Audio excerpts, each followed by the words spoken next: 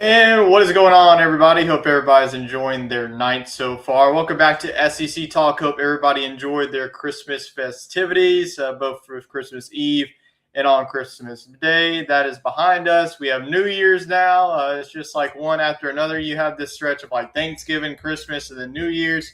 And then you're just back to January and starting a New Year's, just rinse and repeat. And the same for SEC Talk, as we will have some recap games. We did have two of our SEC teams in action at the Texas Bowl as well as the Tax Slayer Gator Bowl. And then we're also getting to our college football playoff after a week off. We are back into the college football playoff discussion with our quarterfinals. We do have three SEC teams, with one being an all SEC showdown down there in the Big Easy. We also have Alabama in the Rose Bowl. So a lot to talk about. We'll also get into outside of the SEC, because we did have a big hiring over the weekend. But Wade, how was your Christmas holiday? Oh, it was fantastic. Time well spent, mainly down in New Orleans with my in-laws. We had a great time, just enjoying each other's company. Got to go out on the water fishing 2 days. So just nice, relaxing time. And it looks like y'all had a nice visit to Mobile as well. Yeah, absolutely. Yep, definitely a lot of fun going down to Alabama, visiting the family. So hope everybody enjoyed their time with friends and family over this Christmas holiday. You get one more party to end 2025, and this will be our final show for the year. Before we flip the calendar to 2026, let's go ahead and dive into this version of the SEC Talk. So if you have any questions pertaining to SEC football, there's not really too much action left in the conference. But overall, if you do have any questions or comments that you want to leave down, maybe some excitement, early excitement heading to the 2026 season, because I know that a lot of our teams are going to be having some new coaches, both whether that's a head coach or offense or defensive staff changes. So if you have any questions or comments, you can leave them in our Facebook comment section, as well as our YouTube, as we are live on both platforms. Before we get into our game previews, let's go ahead and dive into the biggest news of the weekend, and that was Michigan hiring Kyle Whittingham. After all that's gone on with the Sharon Moore off-the-field issues, this is honestly an A-plus hire. Kyle Whittingham, if you weren't pretty much in the college football landscape, but it looked like Kyle Whittingham was just going to set to retire from Utah. He's been at Utah for more than 20 years now. Utah coming off of a 10-win season. They've really been consistency of Kyle Whittingham. He is a defensive-minded coach. You see the physicality on the defensive line, as well as having elite linebackers every single year. The offense is always there. Just look at the quarterbacks they had the past couple of years with Cam Rising. This year with Devin Dampier, getting them from New Mexico. But I think that with all the noise that was surrounding off the field, getting a guy like Kyle Whittingham that, like I mentioned, is a consistent winner, is going to build the trenches both on the offense and defensive line, is definitely what Michigan has been missing ever since that Jim Harbaugh took the job to be the Chargers. So, Wade, what would you grade this hire? What do you think that the expectations should be early on for Whittingham's turn? Yeah, for being so late to the punch, and there being many other high-profile hires, I think that Michigan did quite all right. I think a guy like Matt Campbell could have been at the top of their wish list, but they saw, an interconference rival and Penn State hire him. You could argue that they could have been in line for any of the top group of 5 coaches that took SEC jobs, but of course they were too late for that. So to get a guy that's got 20 to 30 years of experience and is coming off of a 10-win season, I mean, almost too good to be true. I don't know what happened with him in Utah. It kind of feels like they were ushering him out, but I mean, this Utah team to me is always very consistent. in that 8 to 10 win category. And I think in a state like Utah, especially competing now in the Big 12, which is a more national conference, I mean, why would you ever be disappointed with that? I mean, there's not a lot of resources there, and BYU's in their prime right now. I think he overachieved this year, honestly. Yeah, especially with like the lowered, I feel like the preseason expectations, especially with Cam Rising, being gone from the program. It was Devin Dampier coming from New Mexico. You always knew that the defense was going to be there, but you felt like the expectations were lessened, especially with how wide open the Big 12 was. With Arizona State winning it last year, you had noise surrounding Texas Tech. Obviously, BYU was a dark horse. Nobody was really talking about them in the preseason. Kansas State and Iowa State. I think that Utah definitely exceeded expectations. I know myself had them winning the Big 12 this season. Not a lot of people had that. It's kind of weird though, how I think it was kind of like a forced retirement, kind of push him out. We'll see what Utah does. Maybe they just hire within, especially with how late the cycle is. With the transfer portal window opening on January 2nd. But this is definitely a splash hire for Michigan. And he's going to be able to play that Big Ten style defense. So I definitely think that Michigan, this is a solid hire. I think that Bryce Underwood is now locked to stay at Michigan. There was maybe some rumblings that he was going to leave, but not anymore, especially with a guy like Kyle Whittingham, the experience that he has under his belt, both with this defensive schemes. But if he can hire a really good offense coordinator, I definitely think that Michigan is going to be heading in the right direction as early as next season, because especially with this transfer portal, Michigan already has a talented roster.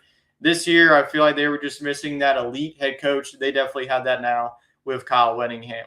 So now let's go on to our two-game recaps. We will start off with the Tax Slayer Bowl. Both of these games were on Saturday, December 27th.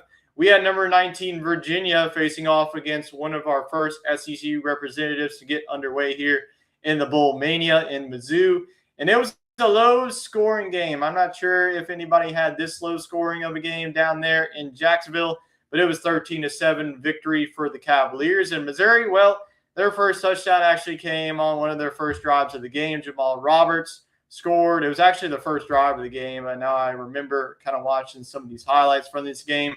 They scored on the first drive, and outside of that, not too much. You got to give credit to Virginia's defense. Ahmad Hardy had himself a nice game. It was like a crazy Ahmad Hardy game that we're so used to this season. So you got to give credit to Virginia's defense. Same with Missouri's defense, but it was actually Missouri's offense really struggling. You saw it with Zollers getting the start, especially with Bo Perbula going into the transfer portal. So I think, heading into next season, if it is going to be Zollers, I definitely have some question marks and some hesitations.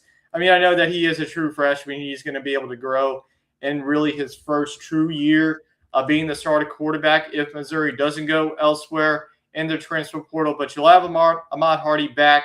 He already announced that he is pretty much re-signing a contract, pretty much extension at this point, even though all these players should just be guaranteed to stay at these schools for 3 to 4 years.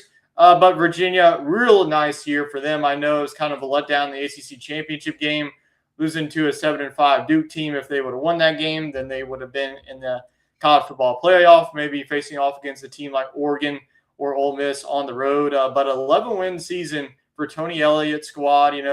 Chandler Morris has pretty much been everywhere. So any other school, he's been to TCU, he's been to SMU, but he finished his career on a high note with Virginia. I know it wasn't an impressive offensive showing on both sides, but nonetheless, Virginia gets the win. So talk about this bowl game overall and what Missouri looks like, early thoughts on them heading into next season.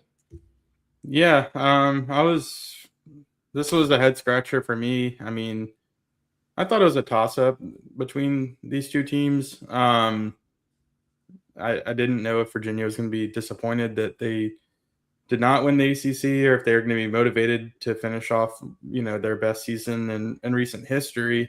And I think it now is the greatest season in their school history, getting to win number 12. But I thought we would see more out of Missouri. Zollers, yeah, he's a freshman at this point, though. He's started several games while Perbula was out, and we're in the bowl season. I expected more out of him. I don't think you can roll into next season without some competition Yeah. if he's only giving you 100 yards. And when the team that you're playing knows that your quarterback's limited, they can stack the box against Ahmad Hardy, and he did the best he could, but just got about 80 yards in this one. Yeah. The defense continues to look good, though, for Missouri. I'll give them that. So I think Missouri probably takes a step back. I think that they had a nice 2-year window to contend based on the schedule and their returning players, but they're gonna have to make a splash addition going into next season if they want to stay in the top 20 or so.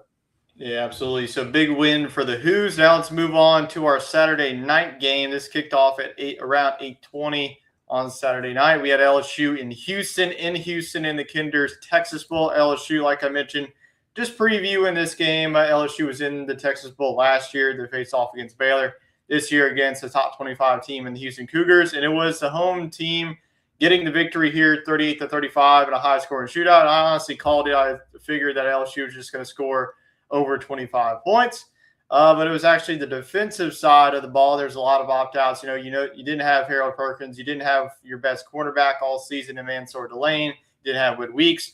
It was pretty much like the B team out there for LSU's defense. But Connor Weigman had himself a game. Whenever he was at Texas A&M, didn't really fare too well. They did get the victory, I feel like, in his first meeting. But outside of that, Weigman struggled against LSU. Tanner Koisel also had a big game. There's just a lot of big plays on the Houston side. Obviously, the start of the game was about as perfect of a script as you could have for LSU. Barian Brown returned the opening kickoff for 99 yards. And then Houston went 3 and out, got a short field, a nice punt return from Xavier Thomas. You got a nice play by Trades Green, and you're up 14-0. And 5 seconds later, a lot of penalties happened on the next 2 drives for Houston. And Houston tied it 14-14. And ended up Houston, they did score with like 9 seconds left. Tanner Koisel in the back of the end zone went up 21-14. And it was just a back and forth affair. Houston did get up at one point by 10.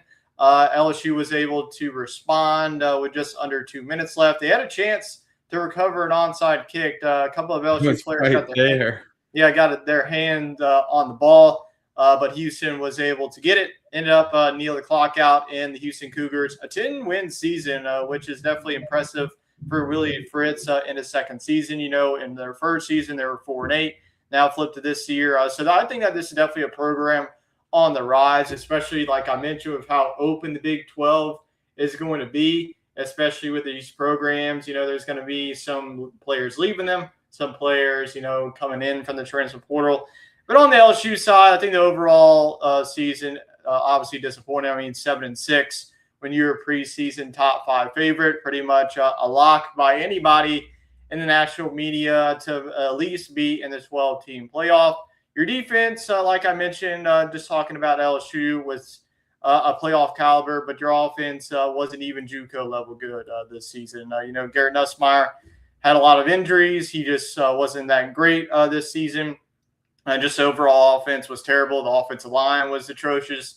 That's why you're seeing pretty much every one of them going to the transfer portal here in the next couple of days. But you will have a new era, exciting times for LSU fans. I'm sure LSU fans are excited for the season to be over. They can look forward to February when Jay Johnson's squad take the field. But what are your overall thoughts, similar to how we did on last game, just talking about this overall game, how you think it played out, and what should be the outlook for LSU fans heading into the Lane Kiffin era? Honestly, I thought the offense just was going to not show up, as they haven't all year. So that was a pleasant surprise. I think that there's a few key pieces there that would look really good in Lane Kiffin's system, including Trades Green, obviously. I think he fits in any system. Just one of the better freak athletes in college football. And then Kyle Parker, he kind of emerged as maybe a target for the future. Depending on what LSU is able to bring in. I do expect him to hit the portal for some experienced receivers, but Kyle Parker could very well be the featured guy next year if he meshes well with Lane Kiffin's system. So that was encouraging to see. I don't think Michael Van Buren's the guy, but I think what he did was admirable. I think he finished the season strong. He didn't look bad in this one. I just think Yeah, that overall he's limited. Um, I don't think he's much of a field stretcher, but could be wrong, and he could be good competition heading into the spring. But the defense, man, it just really disappointed me. I know, like you said, we were down um, some of the top players, but I just thought that there was a lack of effort from some of the guys that you would expect good play out of. Notably, DJ Pickett on the outside. I mean, he looked completely lost the majority of the game. And then at safety, yeah, I know you don't have your field general and AJ Halsey, but you had two seniors back there and they looked absolutely lost. So I don't know. I just think that it was a lousy performance by the LSU defense. The offense did enough to win it. The defense didn't, but guess it's been the other way around all season, so you can't get too upset. yeah, Kudos to Houston and Connor Wagman. I mean, he looked really good. So yeah. Especially Dean Connors too. I mean, Tanner yeah, Koisel, that was definitely the three-headed monster for that offense. yeah, they were humming. Um, so I think this was more about what Houston did right. They defended their city. I think LSU showed some juice. I think they showed they cared, but ultimately just a little shorthanded on defense and um, didn't capitalize on a few big plays. So notably that onside kick. I mean, it was in the hands. Yeah, absolutely. So good win for the Cougs. We do have a comment coming in here from my mom.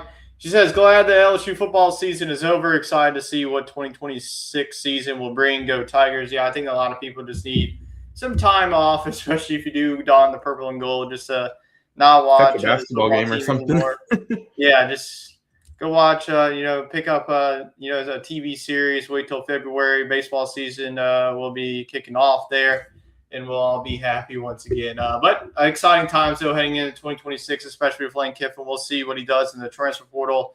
You see, he's pretty much bringing in his entire offensive staff from Ole Miss. Frank Wilson's doing the opposite. He's going to Ole Miss along with the GM. So a lot of changes going on from both programs. That's definitely going to be a matchup we are definitely going to watch heading into next season. So that is our only two bowl games that we had. And, this was the wrong week to trust the SEC as you, 0-6. 0-6 combined. However, hopefully we are able to get back on track here.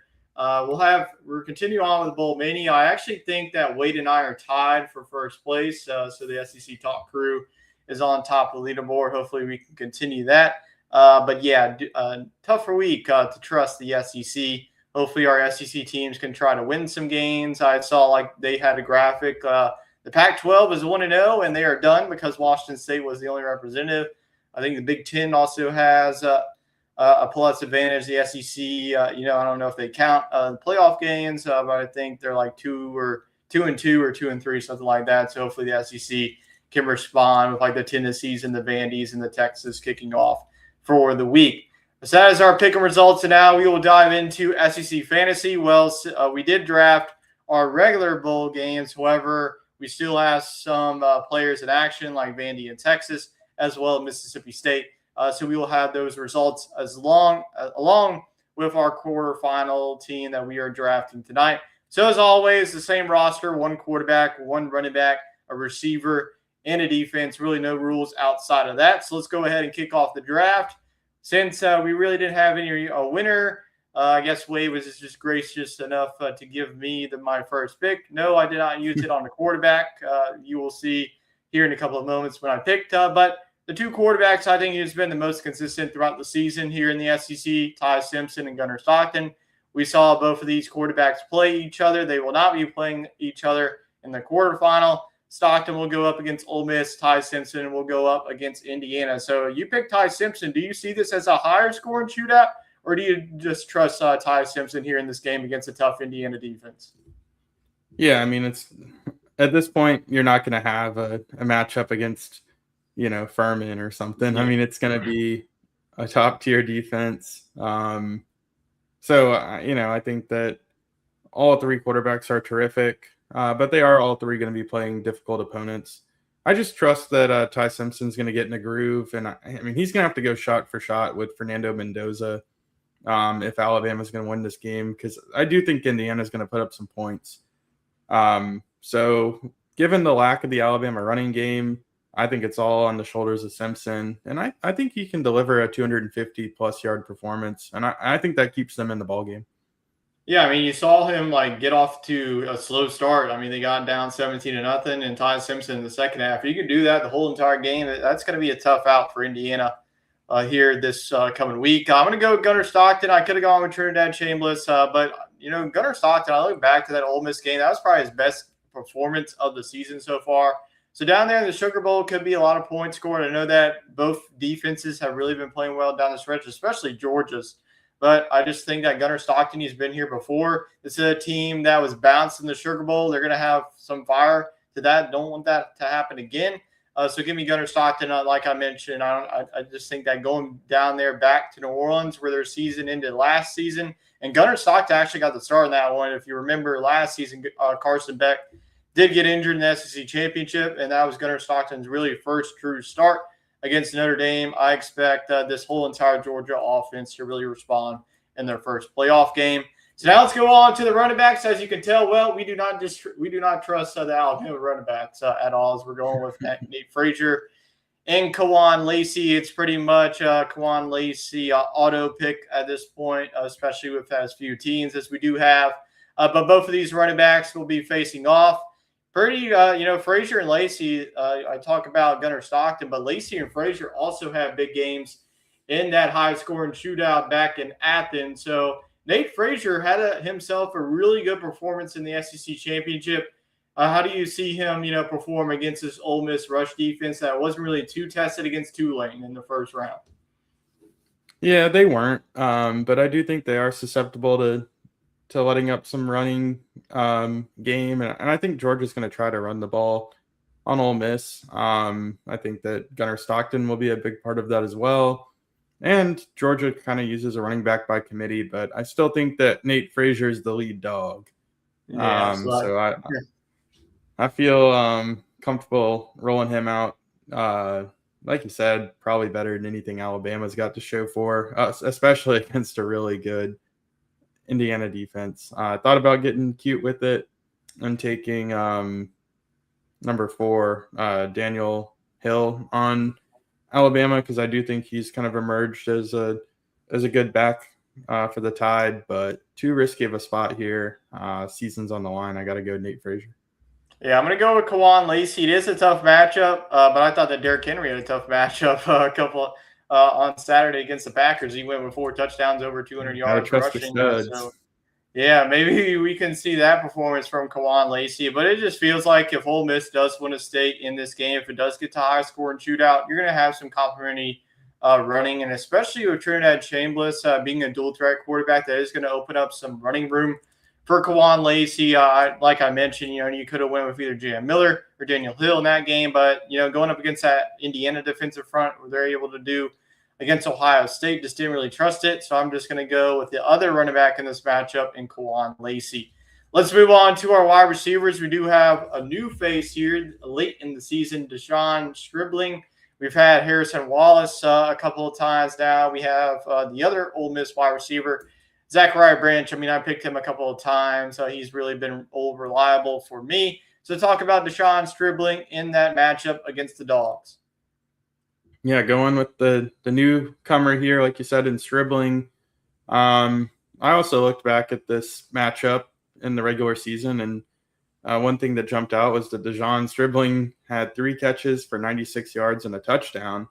So he's obviously a big play threat, and that's kind of what his stat line looked like most of the season. 1 or 2 big catches a game. Calling the shot play. Trey Wallace was eating up a lot of the targets, as well as Deuce Alexander, who's emerged as a good target for the Rebels. But as the season wore on, Stribling kind of has morphed into wide receiver 1 for Ole Miss.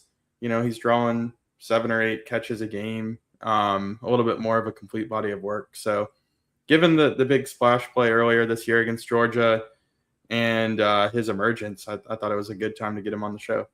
Yeah, absolutely. I'm going to go the other side. I think that this could get into a high scoring game, not as high scoring like the winner get into the 40s. But I'm going to go with Zachariah Branch. I just think that the speed that he has, he could create plays. He get open into the second level that could get a ton of yardage there.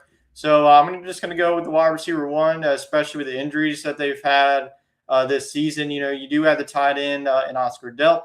So I just think that this game is going to be a back and forth battle between the two quarterbacks, and these two wide receivers listed here are going to need big games for both of their respective teams to move on to the semifinal round. Now let's close it out with the defenses here. We're going to go with the Georgia and the Alabama defense. This is actually my second time of the SEC fantasy postseason draft of taking the Crimson Tide.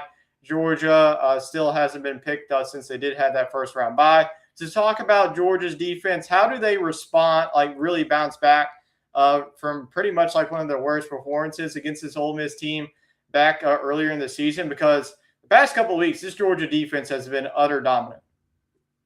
Yeah, I mean, this is just going with a really solid unit. I mean, Ole Miss has a really good offense, and I mean, chances are all these teams are going to let up some yards. But if there's any defense I trust with my life on the line, it's the Georgia defense. Year in, year out, they do shut down really good offenses. So, including the Alabama offense and in the conference championship. So, I think they're built for this test. And if the Georgia offense can run the football, combine that with this defense, I mean, I think that you could really get to a situation where Ole Miss is limited in possessions, and that could play to my favor here. Yeah, I'm going to go with the Alabama defense. I just expect this to be a very defensive grudge match between both of these teams. Alabama's defense in their first game got off to a very slow start, giving up those early 17 points. But in the second half, they're able to respond, shut down. And Oklahoma offense has been playing too well. This is going to be a different test, especially with the Heisman winning quarterback in Fernando Mendoza. You got Elijah Surratt leading the way of the receivers. So Alabama, I'd expect this like a low 20s type of game, a back and forth game out there in Pasadena. So I'm just going to go with the Alabama defense. I thought about just going Georgia, but I just feel like this could be like a 34 to 28 type of game. I'm just going to go with, just based on predicting what's going to be the lower score matchup of the two, and that goes to Alabama. Obviously, one of these picks could blow up in our face or could work up. But that's going to be it for SEC Fantasy, and probably it for the season, unless we have an all-SEC national championship. That would be the only way that I would even consider doing one more SEC Fantasy. But I guess we will just have to see what happens here. The only way that would happen if Alabama would have to run the table, either Ole Miss or Georgia would have to win on the other side. So that are more likely going to be it for SEC Fantasy unless we have that happening. But we will have results from both the quarterfinals draft as well as the regular bowls. And speaking of the bowl season, that will move on to our picks. We will pick both the College Football Playoff Quarterfinals and the rest of the bowl games that our SEC representatives are going to be playing in throughout this week. Bowl season for majority of our college football teams will be ending this week, and then we'll have the semifinals and the national championship to conclude this season. So let's start off with the big games in the College Football Playoff Quarterfinals. Starting off with the final major game of the 2025 calendar. That's going to be on New Year's Eve, the Goodyear Cotton Bowl, featuring the 10-seed Miami, who in a defensive grudge match took down Texas A&M in Kyle Field. Ohio State coming off of the bye. Last time that we saw them was in the Big Ten championship game against Indiana. That was their only loss of the season. They pretty much breezed through their schedule. Miami, coming off of their game, Mark Fletcher was big for them. That's, going to happen again. But who you got in this one? An old-fashioned game, all the way back to 2003 when these two teams played in the national championship. I know they played here in years past. So how do you have these, two blue blood programs going at it here in the Cotton Bowl? Yeah, it does have a nostalgic feel to it, seeing these two teams play. If only they were playing in the old Cotton Bowl, that'd be pretty cool. But yeah, I mean, I think Ohio State's just one of the best rosters in college football. Probably second to Georgia. So I trust them to get this done. And honestly, I think them losing to Indiana was a wake up Yeah. call. I don't know. I only see this team getting beat once this year unless somebody else really impresses me. To me, they're the favorite to win it, but I will be rooting for Indiana, despite them beating Ohio State. I just feel like Ohio State's still the favorite, but in this one, Yeah. I just don't see Miami having enough offense to contend with Ohio State. Yeah, I mean, scoring 10 points against Texas A&M's defense, now going to face off against probably the best defense in all of college football, and especially with Carson Beck coming off of a game where he's only throwing like what, a little over 100 yards. Give me Ohio State. You saw, like I mentioned last, talking about these college football playoff games, we saw all top four seeds get bounced last year. We will see if that happens again or not. I just think the Miami team, like they just don't have the offense to really keep up with Ohio State if it does get really into a game where they have to score 30 or 40 points. They have Mark Fletcher, they have Malachi Tony, but I think that Jeremiah Smith not winning the Blitnikoff is definitely going to be whoever's covering him. He's going to be a man on a mission. I just think that, like you mentioned, that Indiana loss is going to wake this team up. So I'm just saying, honestly, I don't think that this game's going to be close, to be honest with you. I think that Ohio State will really dominate this one, especially on the defensive side. Give me the Buckeyes like 34-10 in this game down there in Dallas. Chet's going to go with Ohio State. I just think that, like you mentioned, Wade, it feels like Ohio State's going to have to beat themselves in a game like this, unless you just be Indiana and just hold them to the 10 points. And just drive down with like 2 minutes left. But we all got the Buckeyes in the Goodyear Cotton Bowl. Now we will move on to our New Year's Day games. The first one kicking things off is the Capital One Orange Bowl down there in Miami. We had the 5 seed Oregon. Got a really, I guess a big win, if you want to call it, against James Madison. I think everybody in the nation pretty much expected that one. Texas Tech, the 4 seed, the winners of the Big 12 this season. Both these teams, it feels like they have played very recently down there in Lubbock as well as Eugene. So these is a very interesting matchup. Really two talented defense, two high-powered offenses. How do you see this one going down in the 305? Oh man, I've gone back and forth on this one so many times on the app. But right now I have Oregon selected. So that's what I'll talk about today. I mean, on one hand, I don't think we've seen Oregon win a signature game this year. I don't think we've seen a game where I'm like, oh, that's an elite football team. But on the other hand, they are experienced and they've been here, done that. They've already played a playoff game this year. So I think they're a little fresher. Texas Tech, I mean, they really did run the table in the Big 12 this year. But really their only big win is against BYU. They did it twice, but they had an ugly loss there to, what was it, Arizona State? Arizona State, yeah, that was when Yeah. Baron Morton didn't play in that game, and it was the backup. Yeah, so I mean it's excusable. But I think these teams have pretty equal resumes. That's why they're 4-5, obviously. But I just am gonna go with Oregon because of the experience factor and having already played. I think does go a long way. I think they're fresh and ready. Yeah, I think that this very well may just be the game of the week here. I'm definitely looking forward to this one. It feels like two evenly matched teams. You can look on paper like the quarterback matchup, Dante Moore, Baron Morton. I know that Morton had a so-so game against BYU in the championship. But, Oregon just got off to a really nice start against James Madison. But this is going to be a different defense. Texas Tech's defensive front is one of the best in the nation. There are 3 linebackers are also very, very talented. And Texas Tech, what they really do good on defense, they create turnovers, and what their offense does, they turn those into points, whether that's a field goal or or a touchdown as well. So I think that's going to be a back and forth game. This is either going to be a shootout, just both defenses are going to get after each other. I'm just going to go with Texas Tech. I definitely think that this Texas Tech team, they're in the Big 12. You could say whatever about the Big 12, how weak it is or not. But I just feel something about Texas Tech. I think that they are one of their teams that can make it all the way to the national championship game. especially with the way that their defense is playing. I think that the offense still needs to get there, but I'm going to go with the Red Raiders in a very close one in Miami. And I'm on an island here. Chet's going to go with the Ducks. So we have 2 on the Ducks, and I am alone on the Red Raiders. I'm okay with that. Now let's go on now to the next quarterfinal game, the 112th Rose Bowl. Always looking forward to the Rose Bowl. And this one features an SEC versus Big Ten matchup as we have the number 9 seed Alabama coming off of a comeback victory against Oklahoma in the first round. Indiana, the number 1 overall seed for the first time in program history. Indiana was in the playoff last season. They got bounced in the first round.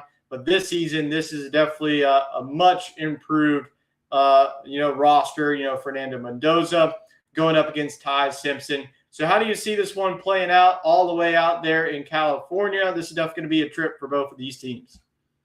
Yeah, unfamiliar territory for both of them. I mean, Alabama, not in the sense of yeah, that's true. That is true. I forgot about that, but not in the sense of playoff familiarity. They've been in it more than anybody, but it is weird to see an SEC team in the Rose Bowl still. Yeah, I'm used to Big Ten, like the old school Big Ten, Pac-12. That's gone now. I guess you can't have it with no Pac-12. Well, you can have Oregon State and Washington State. That's about it. Yeah, or put Oregon in there for old time's sake.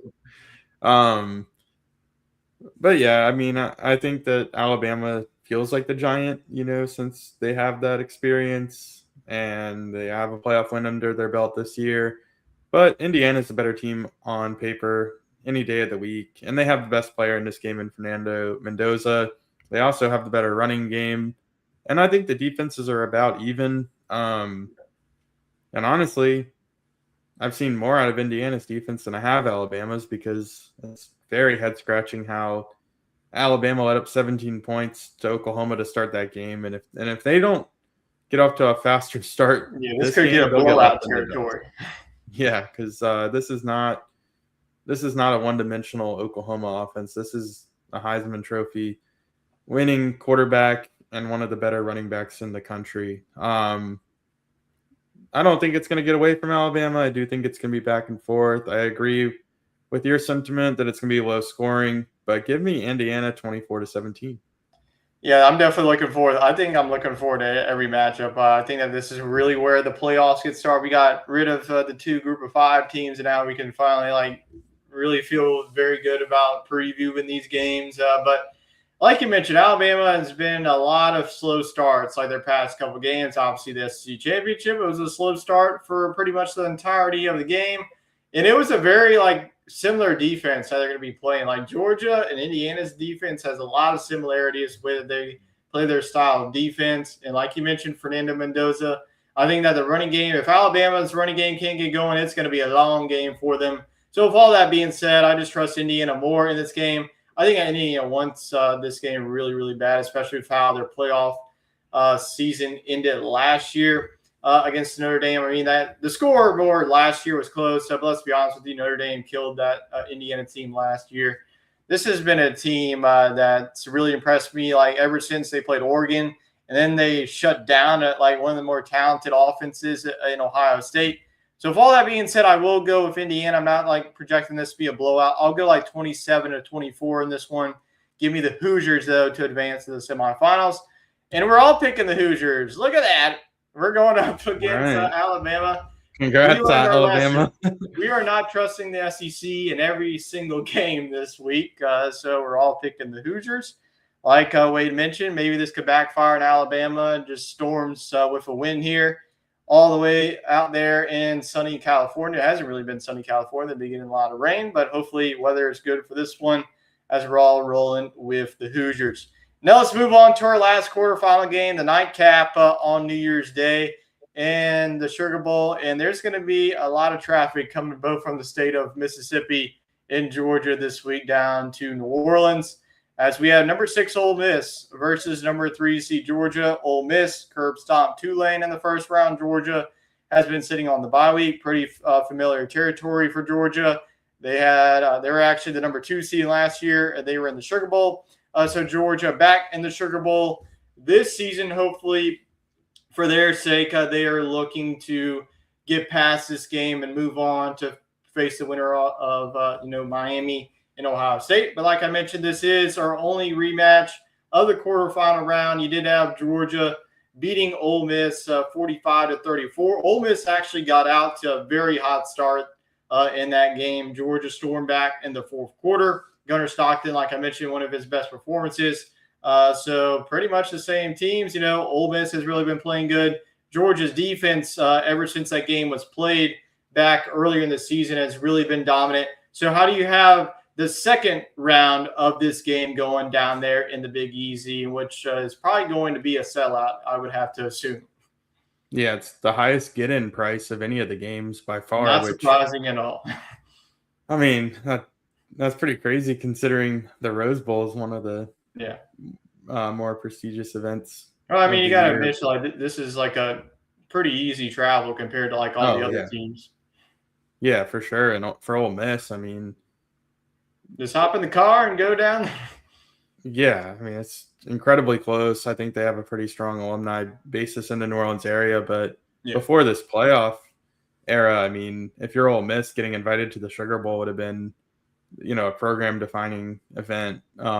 So I think this is a big one for their Yeah, fans. I this is do think they'll weird. show Seeing out. two SEC teams in the Sugar Bowl. Yeah, it is a little funky for sure. But it feels right. It kind of feels Yeah. like the championship of the South. Like if you win this one, um, this feels like the SEC championship in a way. Yeah, Don't absolutely. tell Alabama, but this is kind of the matchup we thought we might get. Um, and I think it wouldn't be a stretch to say this is the best offense versus the best defense the SEC has to offer. So I think we'll be in for a treat. Like you mentioned during SEC Fantasy, this one could become a shootout, like it was in the first one, or that Georgia defense has matured and they might just really sniff out what Ole Miss has to show. I'm more in that camp. I think that this Georgia defense has improved, and I think that they're going to have success in containing Trinidad Chambliss. He'll make some plays, but I don't think he'll be able to do it with his legs. And give me the Bulldogs. I'm going to go 34-20. Yeah, I think the winner is going to get like into the 40s in that one. I think that Georgia's defense, like you mentioned, has matured down the stretch here. So, like both of these offenses, they have a lot of firepower. Like I mentioned, like the two wide receivers we talked about in SEC fantasy can get a touchdown at any point in time, especially with the two running backs, Kawan Lacey and Frazier. Like you got a lot of star power on the offense. Same with the defense, too. Like we talked about Georgia's defense, but Ole Miss's defense, I know they've had a couple of bad games here, Georgia as well, but honestly, they've really been solid under Pete Golden this season. So this is really going to be a close game. But I'm going to go with Georgia. Like I mentioned, this is my national championship pick. So why the hell would I go away from that? So give me the dogs in a very close one. I'll go 34 to 28 in this game.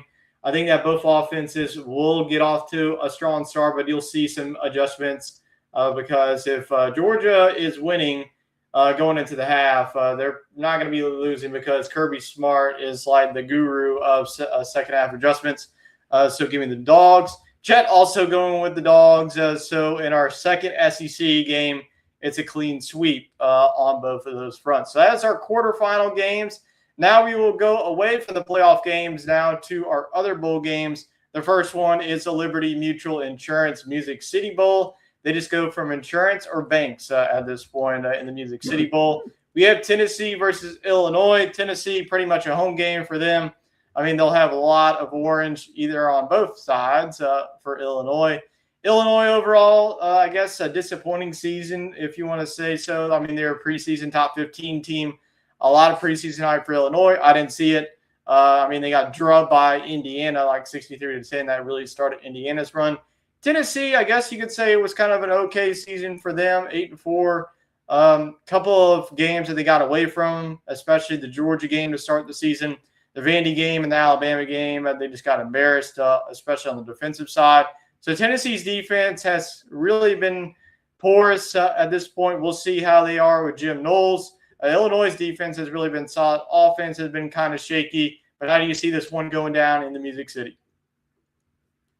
Yeah, I mean, I think This will be a well-attended game, just with the local flair, and I think Illinois is going to show up. I mean, They always look, do. Illinois, you can't take making a bowl game for granted there. I mean, they've had some really rough seasons. So, all in all, not what they wanted. I thought they were going to kind of be a dark horse team in their conference. Tennessee actually exceeded expectations for me. I thought they would be one of the bigger disappointments in the SEC, but they held their own, and I think they'll get it done here on Joey Aguilar's presumed final collegiate start.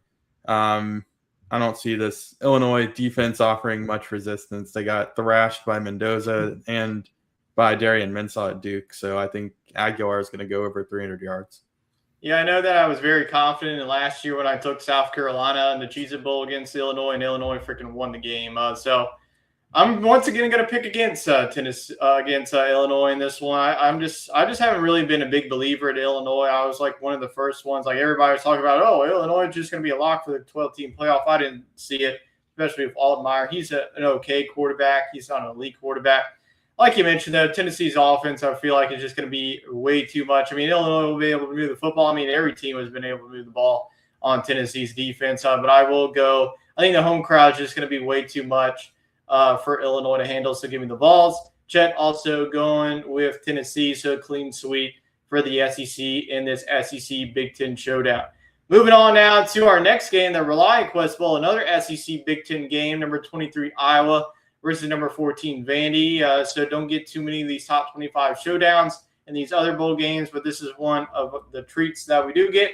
Iowa, pretty similar. Like they look like dog crap for the whole season. Once it comes to bowl season, they just figure out their offense. Vandy, they have definitely been the story of the season in the SEC. I would love to see how they did in the 12-team playoff, but I don't think they're going to snoot and pout like Notre Dame did. Missing out on the Pop-Tarts Bowl. But who do you have winning this one in the old, what used to be the Outback Bowl in Tampa? Yeah, pretty disappointing that logo is so generic compared to what it could have been. But this is a big moment for Vanderbilt football. I mean, they're not a perennial bowl team, and if they have been in the past, they certainly haven't gotten one of the Florida bowls. They've been in the Music City Bowl and stuff like that. So good for them on getting to Tampa. And I think, Pavia is going to want to go out on top, and I think he's going to give it his all. So I'm going to go with Vanderbilt in this one. But, man, are you right? Iowa, they just love it when they come play down south. So look out. I mean, they're going to bring their A game.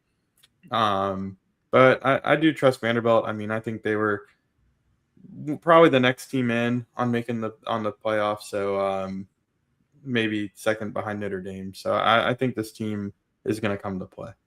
Yeah, I don't know. Like I mentioned, like Iowa Voodoo, what? They're just going to go to like Busch Gardens, go on cheetah hunt, and magically find their offense in this game. But I'm going to send Diego Pavia out on the right note here. I don't think that the waiver is going to go through for him. Same with Trinidad Chambliss. So if this is the swan song for Diego Pavia, I know that you do not have Eli Stowers playing this game, which we'll get to later in the show. I don't think it's going to matter too much. I just think that Iowa's offense has really been abysmal. Their defense, honestly, hasn't been that great either. So I just think that advantage is just going to show the committee that they just need to either change the playoff or just get rid of these G5 teams because, like I mentioned, it really would have been a nice storyline to see this Clark Lee and this Vandy squad get a chance. But I'm going to go with Vanderbilt to get this one down, get this win down there in Tampa. Chet also going with Vandy, so another clean sweep in the SEC team. Now let's move on to the Cheez-It Citrus Bowl while Orlando goes from the Pop-Tarts to the Cheez-It Bowl in a week. We have another top 25 matchup, number 18 Michigan versus number 13 Texas. Michigan has been in the Citrus Bowl. Last time that we saw them was Alabama, Texas. I believe this is their first appearance for them. Both of these teams, I believe Michigan 9-3, Texas 9-3 as well. So Michigan, obviously, a lot, really excitement for the future, especially with the new hire, Kyle Whittingham. Texas, a little disappointment season. You're a preseason number one team. Ended up just missing out on the 12-team field, but I just feel like next season This is going to be their year, especially with Arch Manning returning for them, getting another year under his belt will definitely help him. But how do you see this overall matchup in Orlando between Michigan and Texas? Yeah, I mean this one had a lot of appeal when it came out, and then it lost appeal when it looked like Michigan was going to be coachless and potentially lose some big players to the transfer portal. But it does sound like, with the news that we talked about with Whittingham, that he might be coaching in this one, if I read it Whoa. correctly. Or at the very least, he's there and he's bringing some positivity to this team. But yeah, I mean, I think Michigan's going to give them a fight. Texas kind of seems like they might be the team that's, waning about being there. They might have some key losses. One of their leading receivers and rushers are both announcing they're hitting the portal. So I don't know. Whoever's head's going to be in it more probably gets the win. But I'm going to go with Texas just because of the emergence of Arch Manning. I mean, I think he's really starting to play like the guy that the national media wanted him to be from the get-go. Yep. And I think that he's really rounding into true form. And I think this is just kind of the start of what we'll see out of him next year. I think he's going to be a star. Yeah, these are two elite defenses going at each other with Texas and Michigan. The offense have definitely had their ups and downs. Bryce Underwood and Arch Manning, two young quarterbacks. Give them another season, they'll definitely figure it out. But like you mentioned, a lot of opt-outs for Texas. I think that you might have seen the same for Michigan, but maybe some buyback, especially with Kyle Whittingham. But once again, I am going to trust the SEC. Hopefully this doesn't bite me in the butt like it did this week, but I will go with the Longhorns. Chet also going with Longhorns. So we are still rolling with our SEC bias here in the bowl slate. We will see if that continues as we go to the second greatest bowl behind the Pop-Tarts Bowl. That's the Duke's Mayo Bowl out there in Charlotte. We have a very interesting matchup. We have a 5-7 versus an 8-win team, Wake Forest. If you would have had a trivia question, you probably would have thought that Mississippi State would have been the 8-win team, not Wake Forest. That's just how the season went for both of these teams. So who do you have? What winning coach will get dumped with a gallon of mayo? Yeah, I didn't see either of these teams making a bowl game. Neither Mississippi State. You're 5-7. What are you doing here? True. But hey, it's good for them. They did have a good season, and man, they were so close on a few of those games. So, oh yeah, I think they'll give Wake Forest a fight here. But this game's in Charlotte. Wake Forest is going to have the home fans. They won 8 games, very surprisingly, and I think they have one of the more dynamic offenses in the ACC. So I'm going to go with Wake Forest here. And that's going to be an ugly record for Mississippi State. But I do think 5-8. It's going to be like our fantasy records. Yeah, but I don't think it tells the whole story. And I think it's good to get the practice. And hopefully this is a pitch to keep their quarterback around for next year. Yeah, especially they definitely, have a bright future if Kamario Taylor stays there. Fluff Bothwell is going to stay there. Devon Booth. I mean, there's going to definitely be some offense. I think the defense definitely has to improve. We'll see with Zach Arnett coming back to be the defense coordinator. We talk about all these defensive games. This could be a high-scoring game where it gets both of these teams get to the 30s. Wake Forest, like you mentioned, has a really good offense. If Mississippi State rolls with Kamario Taylor as a starter, as they've been doing the past couple of weeks, I guess I'm just going to go with SEC bias once again. I'm going to go Mississippi State. Wake Forest, though, really good story for them. I wouldn't be surprised at all if they continue that heading into the 2026 season. Like you do mention, I mean, Mississippi State, their record doesn't tell how improved they are from their 2-win season last year. I mean, they easily could have won against Tennessee and Texas, but I'm going to go Mississippi State in what could be a very fun game on January 1st. Chet also go Mississippi State, so another island pick. Wade there with Wake Forest. 8-win team on an island against a team that didn't qualify? Yeah, well, I mean, Auburn could have also been here. We also, we had a couple of teams opting out. We had Notre Dame. I can't remember. I think we had Iowa State also opting out of a bowl game too. So you also could have had Auburn accepting a bowl game. They declined. Mississippi State, I guess, could have done the same. But these 16 extra bowl practices are really going to be, even in whoever wins or loses this game, this is definitely going to be crucial for both of these teams. But you're rolling with the Demon Deacons, Chet and I going with the Dogs. All right, we will close the show as we always do with our hot topics, like Wade was mentioning when talking about Texas, their leading rusher, Trevion Wisner, entering the transfer portal. This definitely surprised me. I thought that Wisner was just a lock to come back to Texas. So, what do you think about this move? Do you think that he stays in the SEC, or do you think that he tries to go somewhere else? I wouldn't be surprised if he's playing in the SEC. I mean, I think if LSU whiffs on Quan Lacey, I mean, I think that would be a natural I said the fit. same thing. Yeah. Um, but keep an eye on, teams like Georgia, if they need a running back, they, would want to get a proven guy. Alabama might need a running back with Alabama for trouble they sure. So yeah, I was a little surprised by this one too. And then I saw a tweet that he said I'm not in the portal, but I think he's What? Oh. is now confirmed. So we'll have to watch. But yeah, I would imagine that this is probably a move to one of the SEC teams, or maybe like a team like Miami.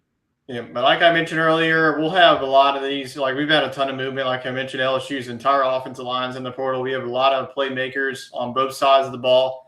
In the SEC already in the portal. The portal will open on January 2nd. And then once that opens, it's going to be mass chaos.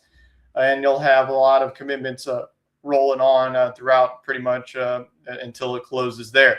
We do have some news of Vandy for their ReliaQuest Bowl matchup against Iowa. Eli Stowers not playing. Do you think that this is more of him getting ready for the NFL draft? Because I think that he's definitely going to be one of the more elite tight end prospects. You saw last night with Tanner Corsley, he was in the top 5. Eli Stowers, to me, is definitely a top 3 tight end prospect heading into this next season draft. Yeah, he's kind of like that Harold Fannin type hybrid tight end that we've seen in recent years. So, I mean, I think a lot of value there. Probably the number 1 tight end coming out. So I'm not too surprised, but I did think he would probably want to do one last ride with his boy Pavia, but I certainly understand the decision. Yeah. What do you think about the overall opt-outs of this? Do you think that they obviously I don't know how you can get rid of that, but what are your overall thoughts on the opt-outs, both just not wanting to play or just looking forward to the NFL draft? I mean, I don't like it. I think you should finish out the season. I understand, that you're ready to get on with your life and that you have a short time to get ready for the NFL draft. But I mean, I find it admirable when the guys finish the season they played. And I just think in general, people are discounting these bowl games when, I mean, it used to be a really nice thing if your team got to the Outback Bowl or the ReliaQuest Bowl or the Citrus Bowl. I mean, those were big rewards that guys looked forward to playing in. So I just don't like the overall attitude about it. And then I think the most contradicting thing is they'll skip a bowl game and then go play in the Mobile Bowl for the Senior Bowl. They're getting paid anyways. They should be required to play in the bowl no matter what. It should be if they're doing all this re-signing contracts, and this should be in the contract where you have to play in the bowl game no matter what. It's your team that you're on. Yeah. I mean, the Saints can't just not show up next week because they're not bowl eligible or playoff eligible. And I think that once this attitude kind of hits the NFL, it might be the catalyst to change the attitude at the collegiate level.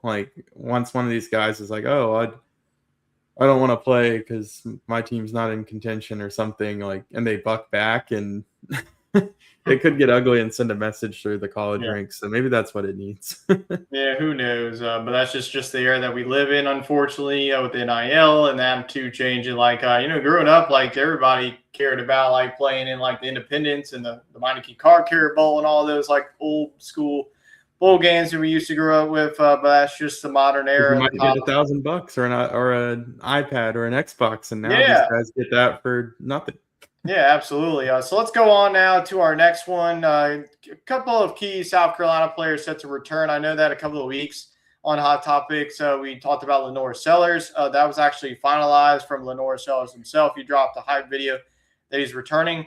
It was also last week, Dylan Stewart. There were some rumors maybe he would go to LSU, especially with their defensive line coach, but he's set to return to Columbia, as well as Nick Harbor. So the big three returning. Obviously, that's good news, but I would think that you and I would agree you need more than those three players on this roster to get to where South Carolina wants to be.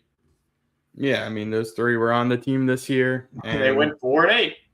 Yeah, I don't think any of them had a bad year. I think they all held their own. Nick Harbor still hasn't really blossomed into what we thought he could be, so I think it's good he's coming back to college. Dylan Stewart, I mean, I thought he was gone for sure. I thought that the price tag would be too high, but honestly, I think it's good for college football that he is back in Columbia. And for Lenore Sellers, I mean, it's a risky decision. I mean, just look at what Garrett Nussmeier from last year. Like, he would have been easily maybe even like a top 2 round pick. Like, looking at Lenore's, like in the preseason, he would have been easily a first round. Probably now he would be like a day 2, day 3 guy. If he has a good year next year, if he has a bad year, it could go from day 2 to being like a 6 or 7 round pick. So, like Garrett Nussmeier this year could backfire on him.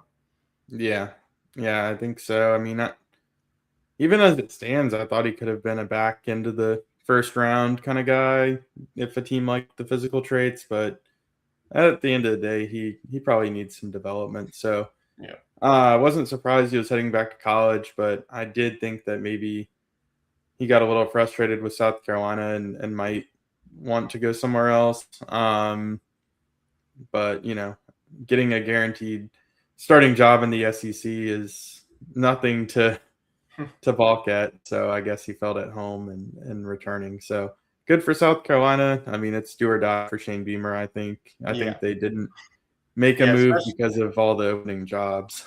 Yeah, especially like with all these players returning, it's going to be crucial to definitely get some help on the defense, because defense was definitely lacking. I mean, even the offense too had a lack of a running game. I mean, Nick Harbor had an off and on games, but you definitely need another receiver to help him out too.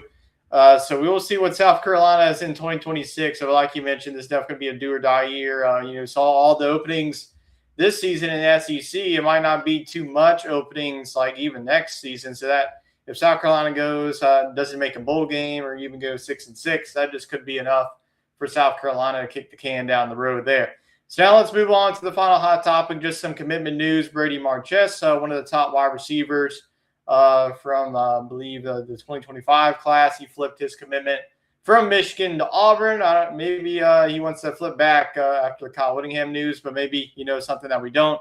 Maybe Auburn is getting a top quarterback in the portal, whether that's Byron Brown or one of these top quarterbacks. We'll see with their current quarterback roster situation. I think that Jackson Arnold and Ashton Daniels are more than likely going to enter the transfer portal, as either Alex Golesh is just going to get Byron Brown, or maybe get like a Sam Levitt or a DJ Lagway to go to Auburn. So we will definitely keep track of all the transfer portal news, as well as the rest of maybe possible returns, because that is also going to be happening,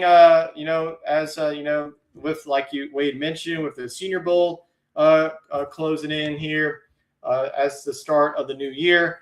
So a lot of key dates for college football as we, pretty much close out the 2025 season there. But that's going to be it for our final show of the 2025 calendar here for SEC Talk. Our next show, we will kick off the 2026 year, recapping all the games that we talked about tonight, starting off the quarterfinals. We'll talk a little bit about all the rest of the bowl games, and then we will start to preview the semifinal round. That will kick off here pretty soon. But I just want to appreciate everybody for tuning into each and every single show here in 2025. I appreciate your support.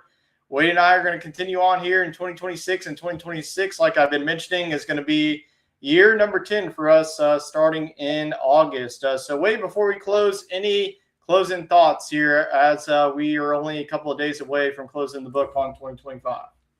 Yeah, I just want to thank everybody for a great 2025. Thanks for joining us, and really, I guess, starting in the March Madness. We had some good activity here. The SEC had a really good year of basketball, and then rolling into a baseball season in which we saw LSU reclaim the championship. So we've had a lot of good content, even outside of football this year. So thank you for being there for it all, and for continuing to grow our presence on YouTube as well as our typical Facebook viewership. So that being said, I mean, let's get 2026 off to a great start next week. We'll have a few more rounds of the college football playoff to preview and recap some of your favorite teams' bowl games. So looking forward to it. Yeah, absolutely. So going to be a stacked show next week. So definitely stay tuned to that. Hope everybody enjoys their both New Year's Eve, whether you have a party planned, celebrating. Enjoy your night and enjoy the last couple of days here as we start to look ahead to 2026. So I appreciate everybody for tuning in throughout this whole entire year. We'll see you back here in 2026 for not a new season of SEC Talk, but the continuation of year number 9 for us. And we're definitely looking forward to starting off year number 10 in August with that 9-game schedule. Obviously, we'll have March Madness, a couple of basketball and baseball content here and there, but definitely and going to be enjoying these next couple of weeks to close out this football season. So I appreciate everybody for tuning in to tonight's show. We will catch y'all next year for SEC Talk. So enjoy the rest of your week and have a happy new year.